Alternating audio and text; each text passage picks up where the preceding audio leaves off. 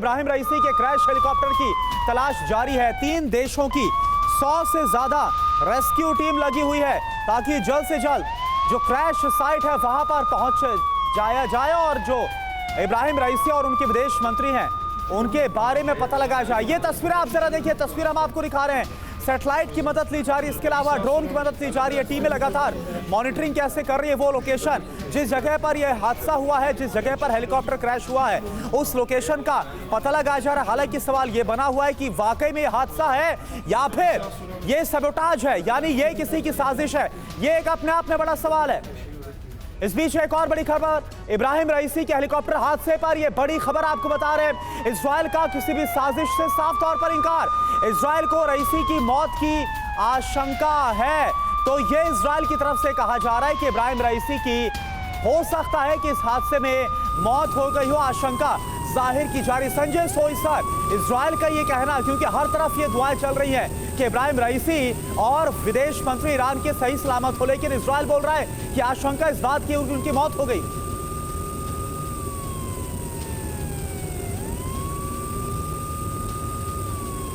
लगाई जा रही है और जैसे ईरान से भी बयान आया था कि अगर इजराइल का इसमें हाथ हुआ तो बहुत इसको भयंकर परिणाम होंगे, तो ये देखते हुए इजराइल, अमेरिका, ये लोग काफ़ी चुप्पी साधे हुए हैं और कोई इस प्रकार का बयान, किसी भी प्रकार का बयान जो कि इस चीज़ को और हवा दे, उसको देने से हिचक रहे।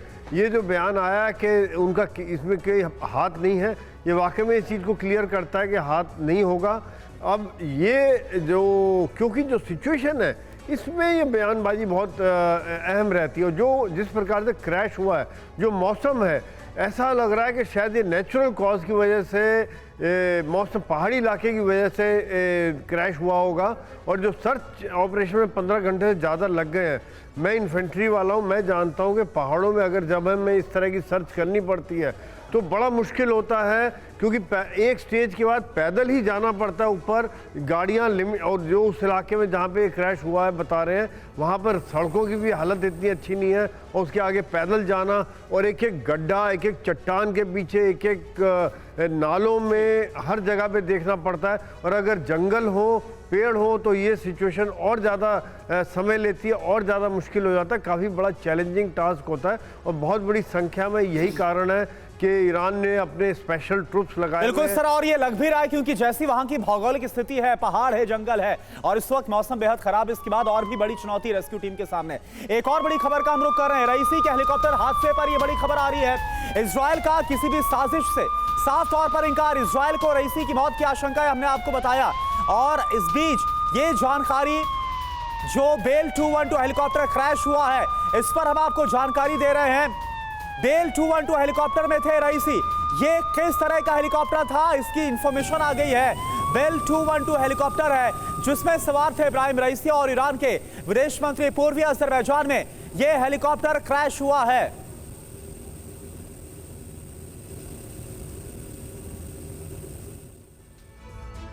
तो जिस हेलीकॉप्टर में इब्राहिम रईसी सवार थे उसके बारे में जानकारी सामने आई है। क्रैश हेलीकॉप्टर को आप जरा जानिए कि आखिरकार ये कैसा है। बेल 212 जिसका नाम है, 2 ब्लेड इसमें लगी हुई है। मीडियम साइज का ये हेलीकॉप्टर होता है। जो इंफॉर्मेशन आ रही है, अमेरिका का ये डिजाइन किया हुआ हेलीकॉप्टर है।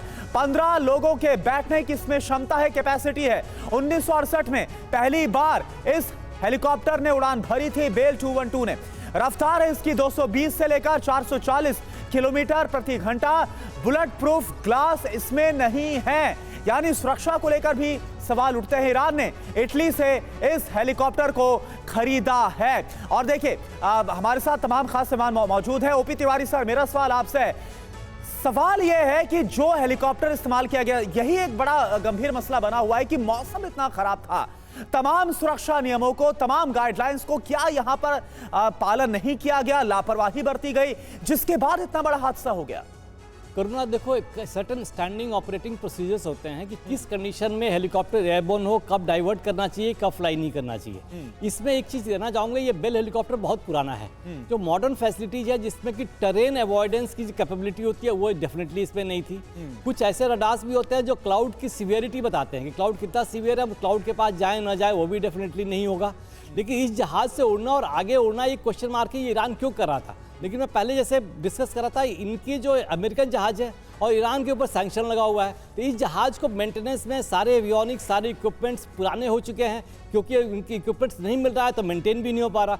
हो सकता है टेक्निकल फेलियर का भी मैं रूल आउट नहीं कर सकता हूँ। टेक्निकल एंड वेदर कंबाइन करके एक इम्पैक्ट डाल सकता है, क्योंकि इससे पर्टिकुलर वेदर में आप नीचे चले गए, इंजन का रिस्पॉन्स थोड़ा लेट आया, टरेन हमने नहीं अवॉइड किया, तभी भी हमें क्रैश लैंड करना क्रैश भी हो सकता है। अगर जगह अच्छी मिल गई तो फोर्स लैंडिंग भी हो सकती है। जहाँ तक कि जैसे ये जो पॉइंट दिखाया जा रहा है कि जहाँ लोकेशन हुआ है, most probable position of target identify किया जा चुका है, ये पॉसिबल है। अब मैं पूरा सहमत हूँ कि सही होगा, क्योंकि आगे वेजिटेशन नहीं है और ये लोकेशन सही है, तो इस लोकेशन पे पहुंचना अब ग्राउंड फोर्सेस का काम है। जैसे सोई साहब बता रहे हैं, इतना आसान नहीं है, लेकिन जहां तक वो टरेन है वो पत्थरों में, वेजिटेशन कम है लेकिन पत्थर है, एक दूसरे के नीचे है। वो हेलीकॉप्टर नीचे जाते जाते टरेन अवॉइड करने, टरेन के साथ उसको फ्लाइंग, लो फ्लाइंग करते हैं, उसको टरेन हक करके करना करता है, टरेन हक करके फ्लाइंग करते रहते हैं ताकि क्लाउड से नीचे रहे। उसमें कभी यानी तिवारी सर, जिस तरह के हेलीकॉप्टर का इस्तेमाल किया गया, ये भी अपने सवालों के घेरे में सवाल है, बिकॉज सर्टेन पुराने इक्विपमेंट्स को हमें बिल्कुल 70 साल पुराने जो उपकरण है उनका इस्तेमाल इसमें किया जा रहा है और उसके बाद ये हादसा सामने आ गया।